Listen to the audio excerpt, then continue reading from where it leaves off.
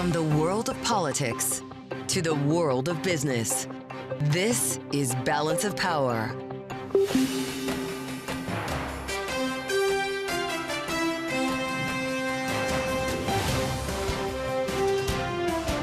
Live from Washington, D.C. From Bloomberg's Washington, D.C. studios to our TV and radio audiences worldwide, welcome to Balance of Power. Alongside Michael Shepard, I'm Kaylee Lyons. Tonight, Jerome Powell and the Fed hold steady amid the uncertainty over tariffs. If the large increases in tariffs that have been announced are sustained, they're likely to generate a rise in inflation, a slowdown in economic growth, and an increase in unemployment. The decision from the Fed this afternoon, after it was widely expected to hold interest rates steady amid a weakening economic outlook. Jerome Powell's rationale, despite the president's comments against him, and more coming up. Plus, the president takes a hard line, saying he won't lower China tariffs in a bid to jumpstart talks with Beijing. The news coming as he swore in the newest ambassador to China on the eve of talks between Xi's government and Trump administration officials, including Treasury Secretary Scott Bessent. What, if any, progress can be made on the trade front? On Capitol Hill, it's that big, beautiful bill or bust. The mad dash by congressional Republicans to pass Donald Trump's desired tax cuts while finding billions of dollars to save from government spending. And why members of the Republican Party remain at odds and what's being done to reconcile them when chair of House Republican Conference Lisa McClain joins us later.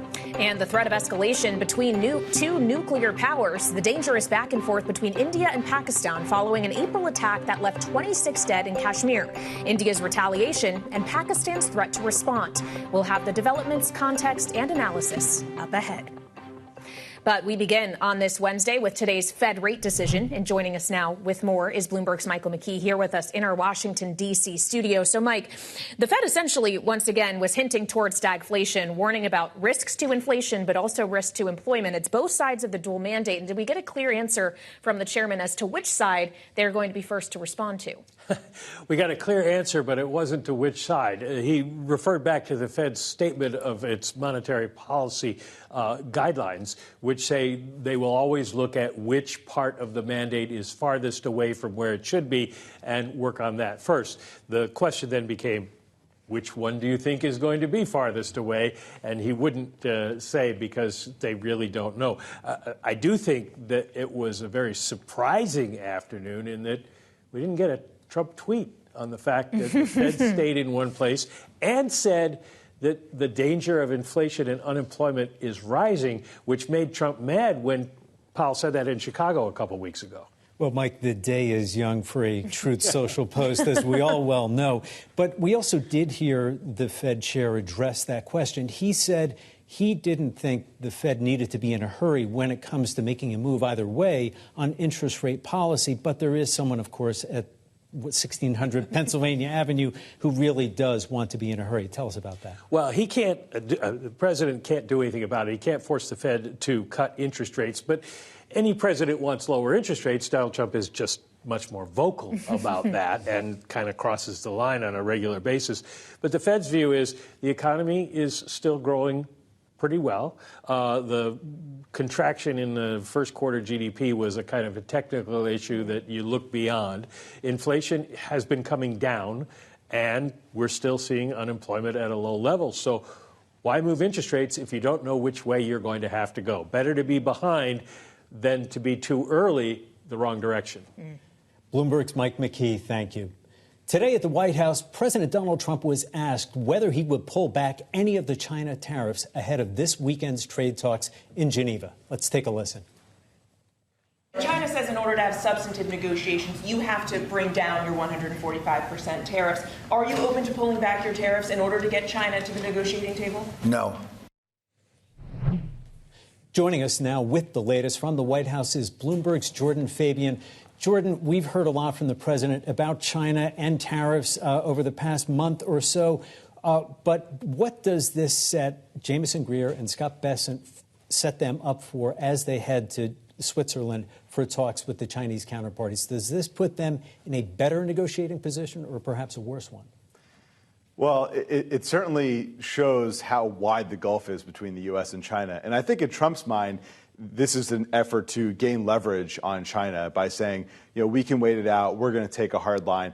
But if you look across the table, what China is doing, Xi called up some assistance for his economy, and they're also buckling up for the long game, too. And they clearly want the U.S. to blink first. They want these tariffs to come down as a sign of goodwill. And so if they're not going to get that, this weekend meeting could amount to very little. Does it matter who asked for the meeting? Because China suggests it's the U.S. who has initiated this, and President Trump said China should check its notes on that. That's right. And if you look back at a statement last week, that's what China was saying. And this is important, not in the grand scheme of things, but in Donald Trump's mind it is. All of these issues, when it boils down to it, are interpersonal for Donald Trump. He wants to be seen as the decision maker. People have to come to him with concessions. He doesn't want to be seen as having to grovel to China to bring this tariff war to an end. And so to the extent that he can project that image, he wants to do so, even if it doesn't necessarily match reality.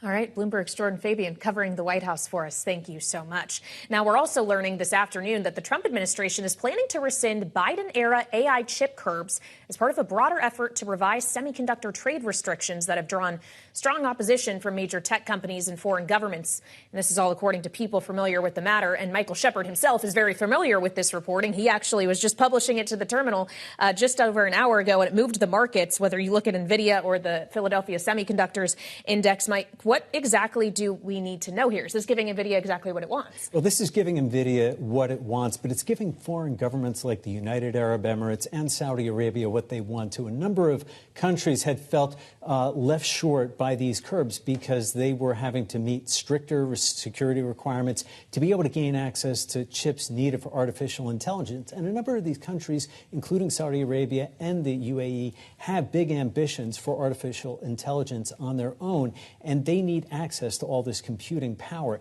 So this is a big step in that direction, but they will be pushing for individual negotiations with these countries as opposed to large bands of 3 tiers, as it were, of countries gaining access to chips. And probably no coincidence that we're getting this news or this reporting right on the eve of President Trump heading to the Middle East to visit some of these very same countries. Well, that's right. And that's something that the president would like to negotiate while he's there. He doesn't want to hand deliver them a finished product. It is something that he would be able to use as leverage in discussions with officials from Saudi Arabia and the UAE while he's there. But it is a win for them. It's a win for NVIDIA, which has pressed for a total repeal of these chips curbs. It's known as the AI diffusion rule. And it really has caused a lot of consternation in the industry because they see it as something that will have the perverse effect of throwing countries and their companies into China's arms, seeking access to advanced AI technology. All right. Well, it was a great report from Bloomberg, and we have much more still to discuss here on Balance of Power. As the president is also using his toughest language thus far on Iran. We'll cover what he said up ahead. But first, the new reporting that says a smaller than promised tax cut could be the solution to the budget impasse on Capitol Hill. We'll discuss the likelihood of all these tax cuts coming to fruition with Republican Congresswoman and Republican Conference Chair Lisa McClain of Michigan next on Balance of Power on Bloomberg TV and radio.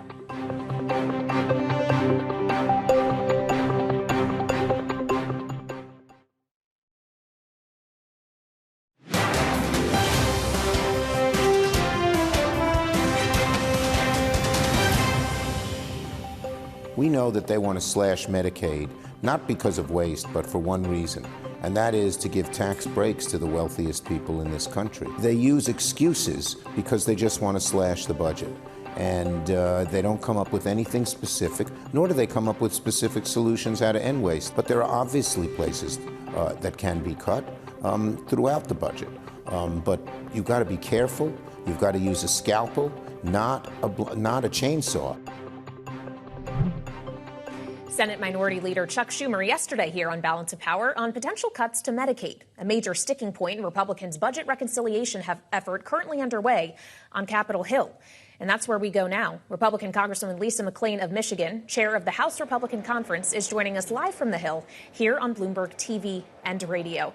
Congresswoman, thank you for being here on Balance of Power. As we consider the Medicaid conversation, we've heard a lot in the last few days of what cuts are and are not on the table. We've also gotten some fresh analysis in a new report from the Congressional Budget Office that, for example, even just capping federal spending in states that have expanded Medicaid would lead to more than 3 million people being booted off their coverage. What exactly is up for consideration? How many millions of people might be at risk of losing Medicaid?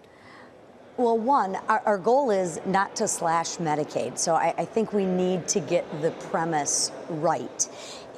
Look, we want to first start and make sure that Medicaid will actually be there and work for the people who need it most. So where we're going to start, and this isn't a secret, is the waste, the fraud, the abuse, getting the illegals off of Medicaid. Republicans have no desire to slash Medicaid, but at the end of the day, we do have to look at, are the Medicaid dollars going to the people who actually need it most, are most vulnerable? And that's what we're in committees doing right now. And that's why you see, we were supposed to have the markup this week, but it actually got pushed to next week to make sure that we get this right. Yes, we want to do it quickly, but we got to get it right. Getting it right is way more important than doing it quickly. Congresswoman, do you see work requirements for Medicaid as being a possible bridge between the desire to preserve benefits and the calls to find some cuts across the budget that we're seeing? Yes, that is definitely on the table. We want to make sure that we give able-bodied individuals the opportunity to go to work and to have a good opportunity in life. So absolutely, work requirements are on the table. And we need to put those work requirements on the table because we need to make sure that we take care of the people who need Medicaid most. And I know I keep saying that, but if we don't do that, we're going to be in a real world of hurt because we can't outspend ourselves on this problem.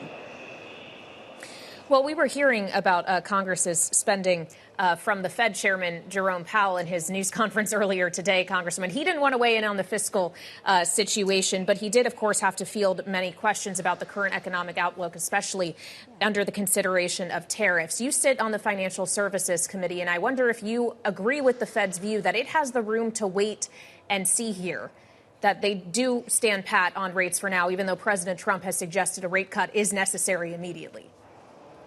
Yeah, listen, we've had good economic signs since President Trump has taken office. Look at the trillions of dollars of investments that are coming to us. And I would remind everyone that inflation right now is under 3%, and unemployment is under 5%.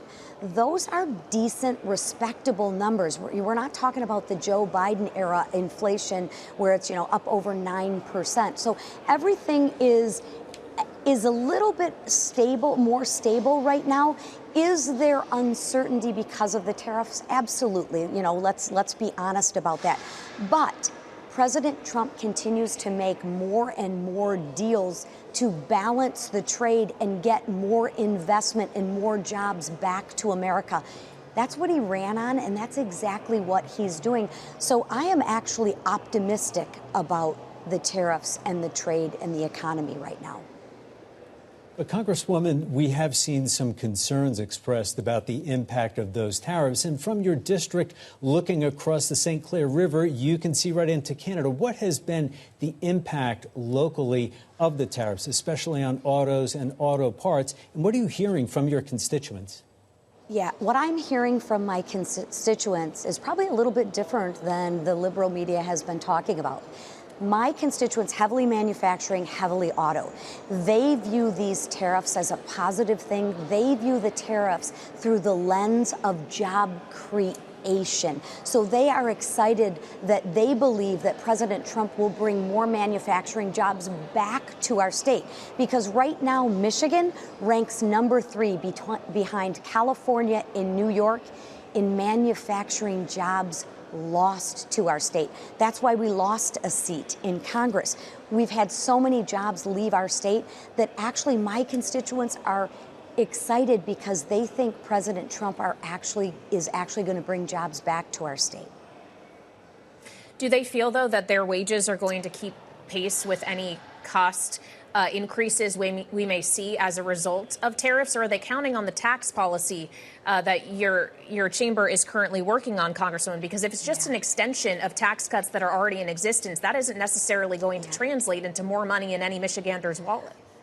You're right, but we have to get this reconciliation package done, because if we don't, and whoever votes against the reconciliation package will vote for the biggest tax increase the American people have seen in a long, long time.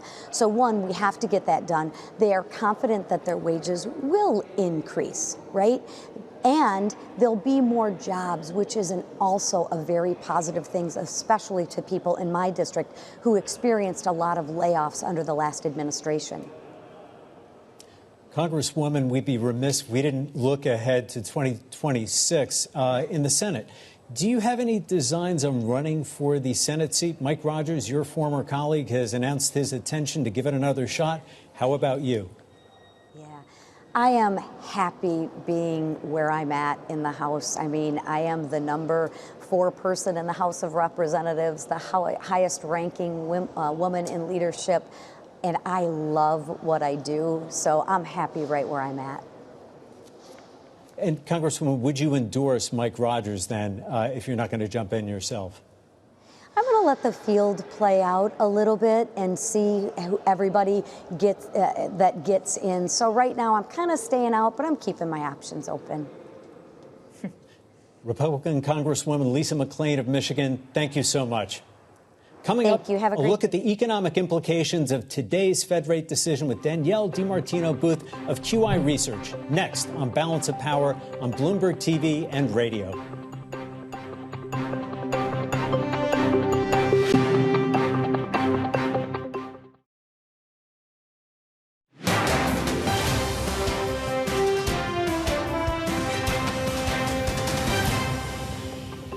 How does President Trump calling on you personally, as well as the Federal Reserve, to make rate cuts affect your decision today and affect your job difficulty? Doesn't affect our doing our job at all. So we're always going to do the same thing, which is we're going to use our tools to foster maximum employment and price stability for the benefit of the American people. We're always going to consider only the economic data, the outlook, the balance of risks. That was Fed Chair Jerome Powell this afternoon after holding interest rates steady amid ongoing pressure from the Trump administration. Joining us now on Bloomberg TV and radio with her analysis of how today's decision reflects the economy as a whole is Danielle DiMartino Booth, the CEO and Chief Strategist at QI Research. Danielle, thank you for joining us. What do we make of Jerome Powell's trying to say that the Trump pressure is not having any effect whatsoever? Does it have any kind of bearing on how the Fed maneuvers? And does it create a risk, say, in June or July, if the Fed does ultimately raise rates, that they somehow had to respond to the political pressure? So I really don't think that there's a lot of political pressure in the current environment that should be a distraction for the Fed, given the great preponderance of data that suggests otherwise, not politically at all, that we're long overdue for a rate cut right now. I mean, it is in the data that they actually produce as an institution that they follow very closely, the Beige Book, which precedes every FOMC meeting, that in its latest iteration, Bloomberg Intelligence does a great job of using natural process learning to kind of gauge the dovishness or the hawkishness and the degree of health in the economy or lack thereof. And right now, the Beige Book is flashing very recessionary levels. Well, does that need to actually translate, though, Danielle, into the unemployment rate? Or do we need to see tariffs working their way into actual CPI or PCE deflator prints? What actually gets them to move off the block? You know, that's a very good question. When he was at the podium today, Chair Powell referenced back to the year 2019, one in which the Fed was able to be preemptive in terms of easing in response to the the major slowdown that we saw in global trade. And he mentioned that the inflation rate at the time was low enough that the Fed was able to be more flexible in being preemptive with rate cuts. But the fact is, in 2018, when President Trump first tweeted out that there was going to be a trade war with China, the inflation rate that he cited today as being 1.6% in 2019 was appreciably higher. And I think that they need to be going off of the experience that they have actually had, including Chair Powell himself, with Trump trade war 1.0, if you will.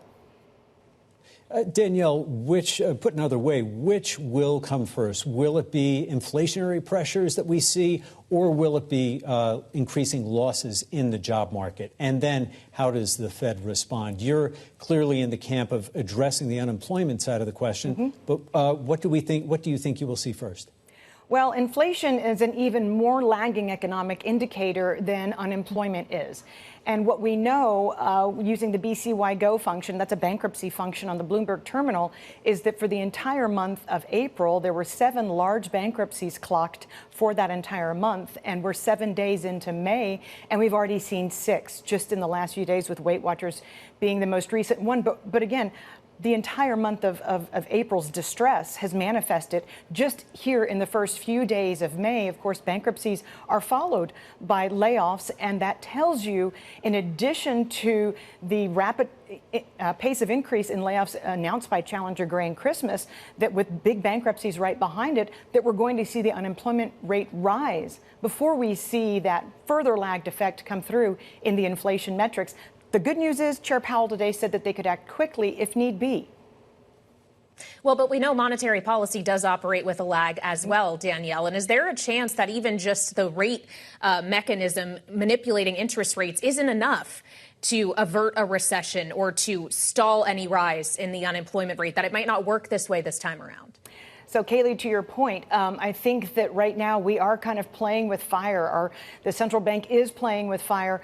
Last July, for example, the Fed did not lower interest rates, but because the Beige Book was so dire in between prior to the September meeting, they ended up deploying a larger than expected 0.5 percentage point interest rate cut.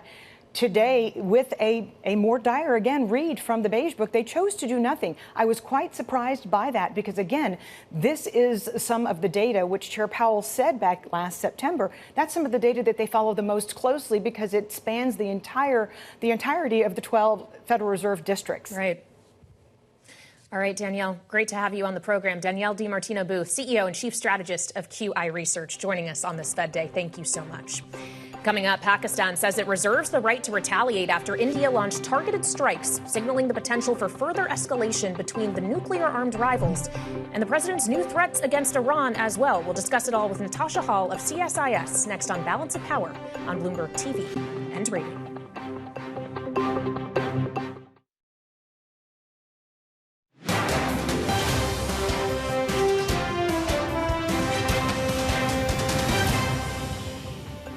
Position is I get along with both. I know both very well, and I want to see them work it out. I want to see them stop. And hopefully they can stop now. They've gone tit for tat, so hopefully they can stop now. But I know both. We get along with both countries very well. Good relationships with both, and I want to see it stop. And if I can do anything to help, I will be there.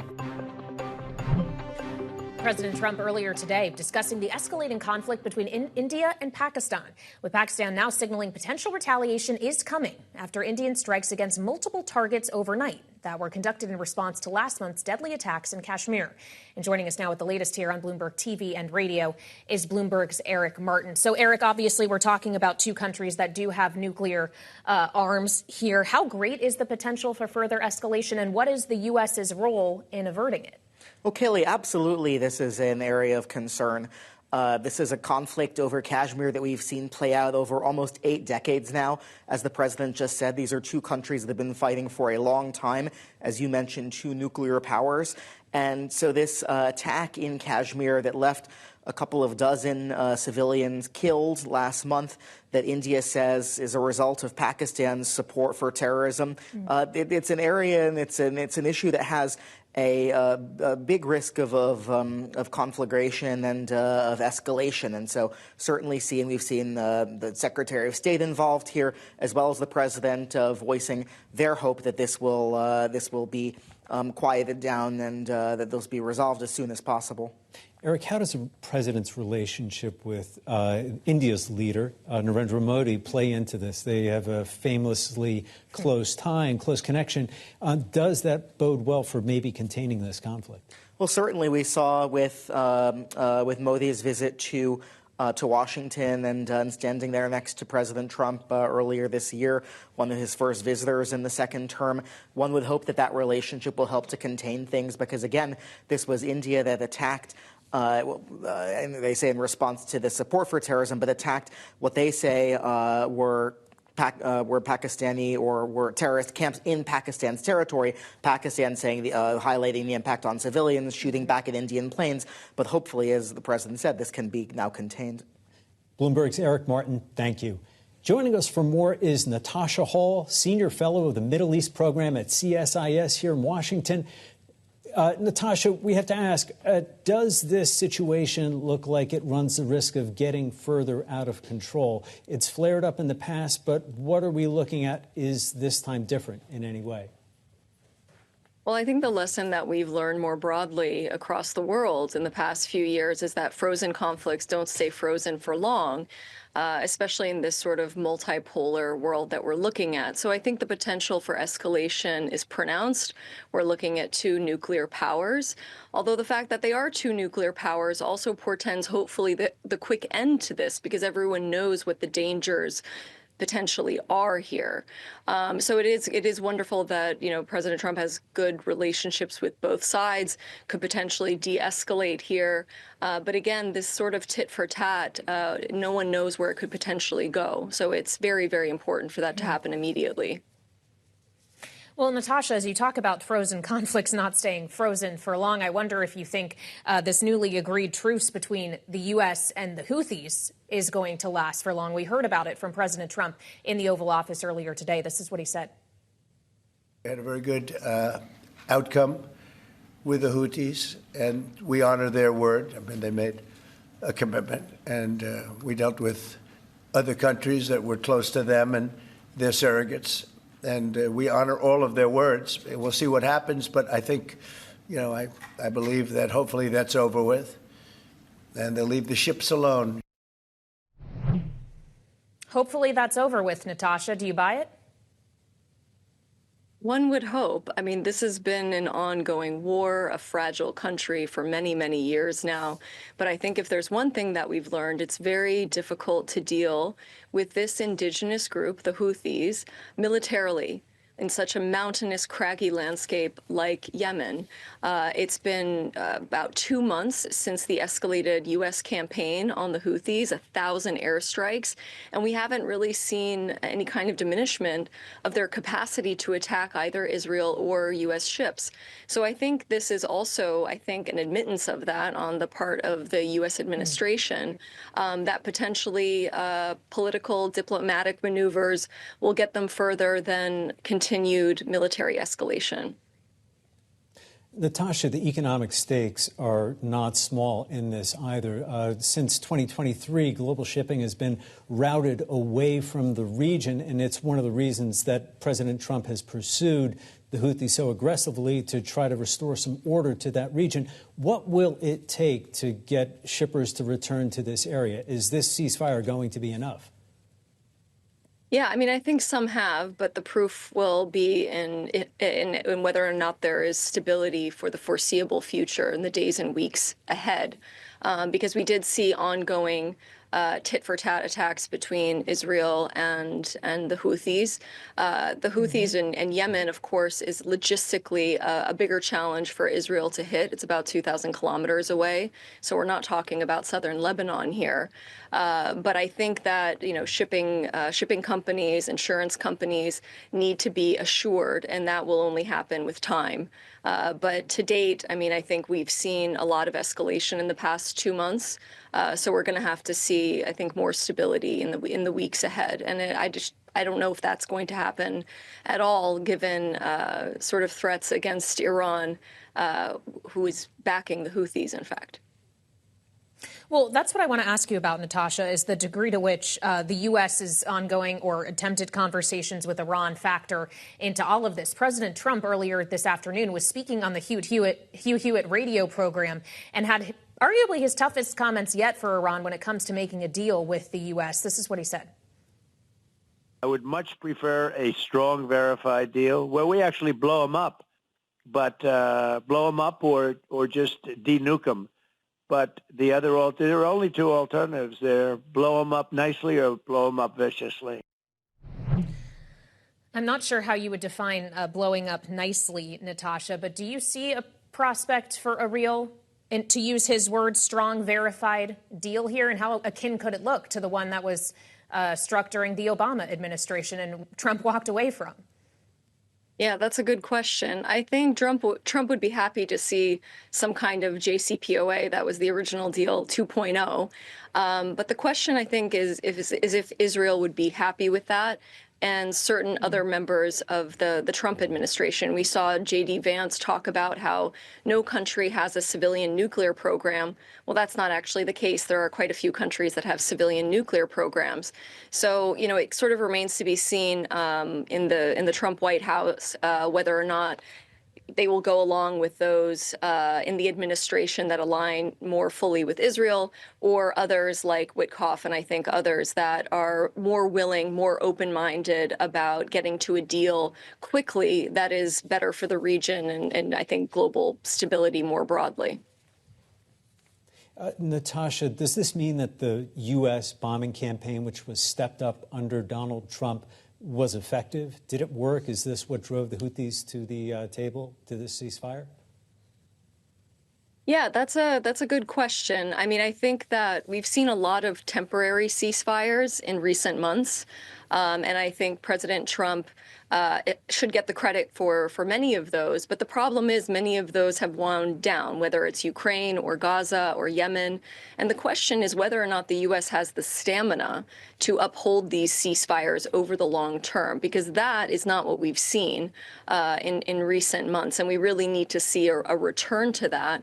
And I think greater support for actually implementing these ceasefires over the long term.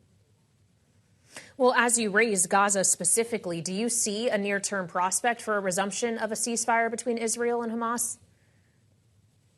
I mean, unfortunately, what we've seen from Israeli officials in recent days is that they want to expand the war and make the occupation of the Gaza Strip permanent.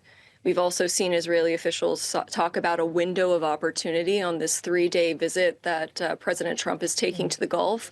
But, you know, unfortunately, I don't think Gaza is going to be a top priority during those discussions. And I think unless there's some kind of red lines that the U.S. creates for Netanyahu, Israel will continue to press forward. And that's really unfortunate, I think, for the United States, because it's not clear what the theory of change is here, what the strategy is for the day after in Gaza. And that's problematic, I think, for the U.S. As it becomes further embroiled in many of the region and the world's conflicts. All right, Natasha Hall, always great to have you, Senior Fellow of the Middle East Program at CSIS. Thank you for joining us. Coming up, Republican lawmakers are continuing their reconciliation process. We'll discuss the progress or lack thereof being made when we assemble our political panel. Next on Balance of Power on Bloomberg TV and radio.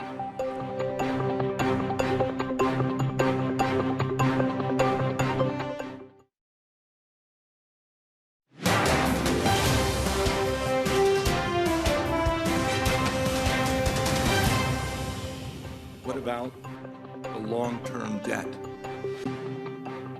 Will it go up or down if this big, beautiful bill passes? Again, sir, it's while the absolute. I think the reason you're having a hard time answering. I'm not having a hard time answering because what is important. I've given you plenty of time. Absolute. Everyone is talking about the $37 billion. Is it going to go up or down? Sir? Yes. Is it going to go up or down? It will likely go up. A heated exchange between Treasury Secretary Scott Bessent and Democratic Congressman Juan Vargas of California today on the Hill, volleying back and forth over the potential impact of Republicans' budget reconciliation package on the deficit. And joining us now with their insight here on Bloomberg TV and radio is this evening's political panel. Caitlin Legacki, former Commerce Department official under the Biden administration and Democratic strategist, alongside Republican strategist Lauren Tomlinson, principal at Cornerstone Public Affairs. Lauren, I'll come to you first on this one. As Republicans were supposed to be marking up things in committee this week, that got punted. Still no clear answers on where spending cuts are going to come from in Medicaid, what the tax package is going to look like. Is there a chance that when all is said and done, this big, beautiful bill is not actually as big as we thought because they can't find either the cuts to pay for the tax cuts or vice versa?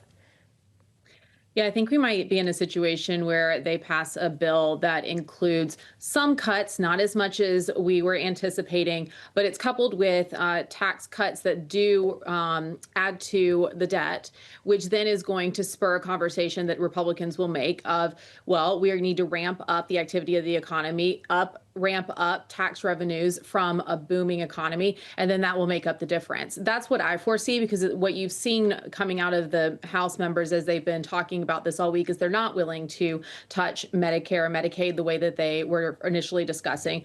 Those, all of those like third rung of politics, they don't want to touch. So that really leaves them very little places to cut. And so when we're looking at this, I think they're going to have a real messaging problem that they'll have to solve that talks about the ways in which they can solve their debt and deficit problem by cutting and still passing these tax cuts. Caitlin, that turns us back to what Congressman Vargas was saying during his testimony. Do we see any path for Democrats to use this reconciliation package to run against Republicans in 2026? How is that taking shape? Yeah, there's a number of ways. Specifically, obviously cuts to health care like Medicaid, but also broadly the Affordable Care Act are extremely unpopular.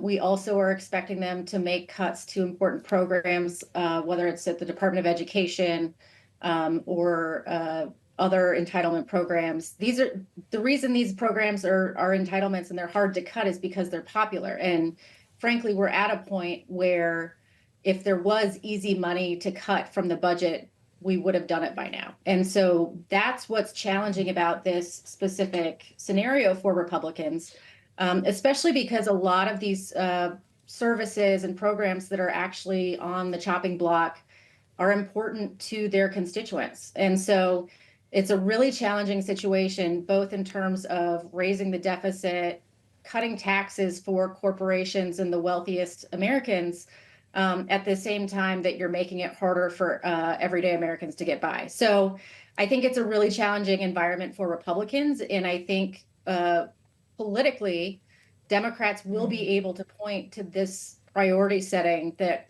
Republicans are laying out and make a pretty strong case in 26 that Democrats have your interests at heart more than the Republicans do.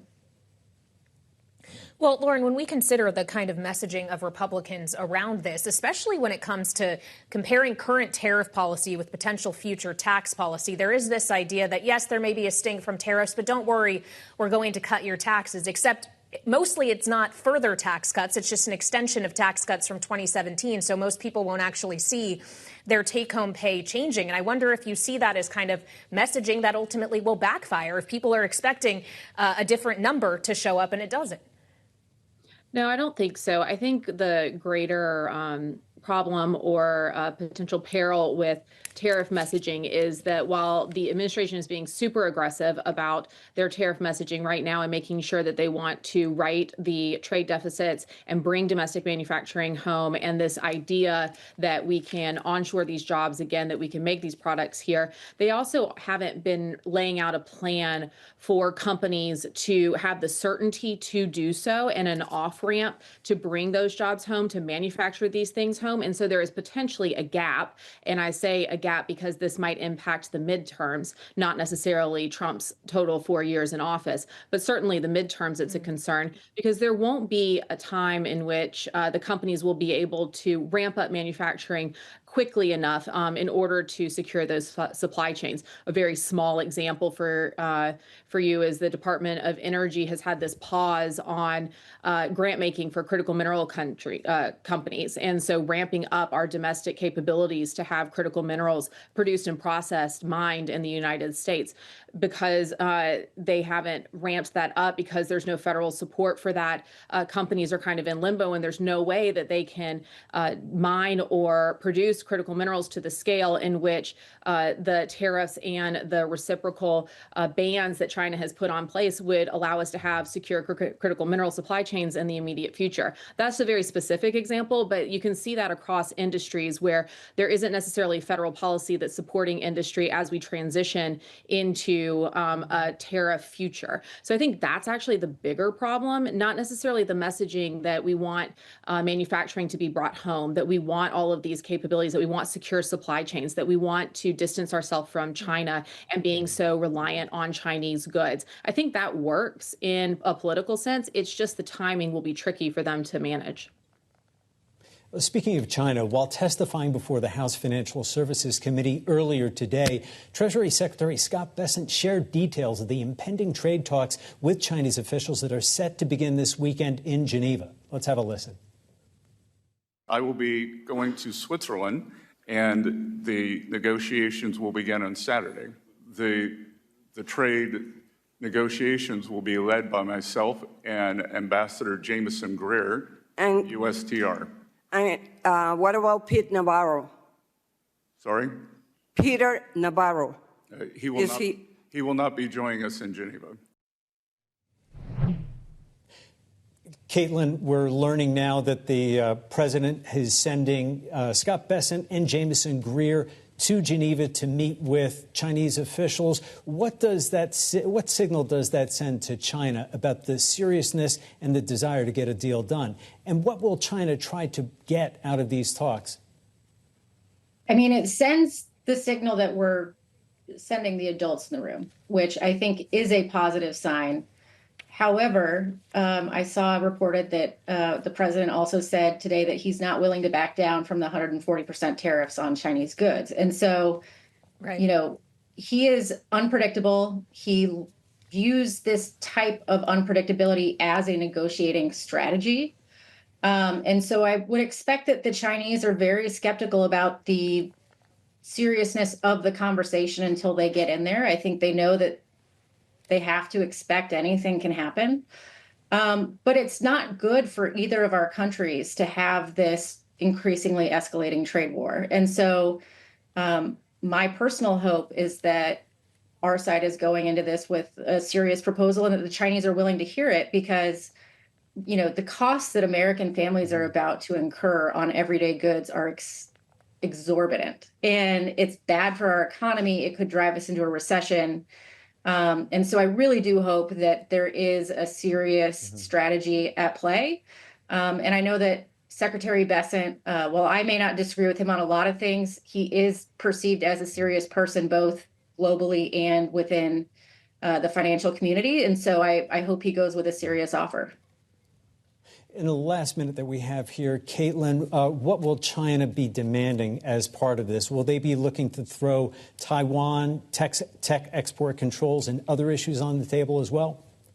Oh, I would absolutely expect that. I think our export controls on specific advanced semiconductors are a major sore spot.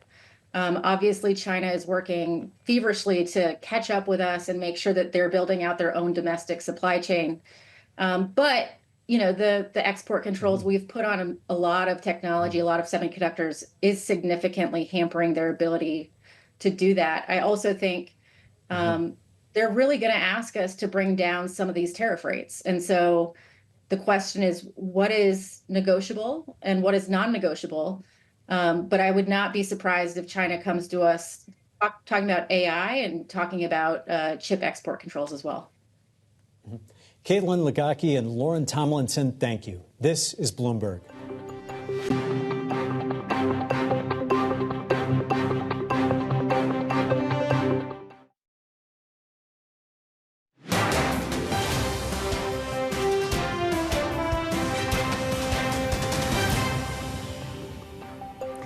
This is Balance of Power on Bloomberg TV and radio. Alongside Mike Shepard, I'm Kaylee Lyons. Roman Catholic Cardinals gathered at the Vatican in Rome for the first day of the conclave today and failed to choose a new pope in their first vote, signaled by a plume of black smoke rising from the Sistine Chapel earlier. Signaling a successor to the late Pope Francis has yet to be selected. Of course, Mike, the voting process will resume tomorrow, and there really is no telling how many rounds this ultimately could go until it's white smoke coming from the chipping. Well, that's right, and they are scheduled to hold as many as 4 rounds a day until they come up with a decision. There are 133 cardinals casting ballots, and we're going to see where this ends up. Yep, we'll be tracking that tomorrow along with everything else here in Washington. So we'll see you then on Balance of Power on Bloomberg TV and radio.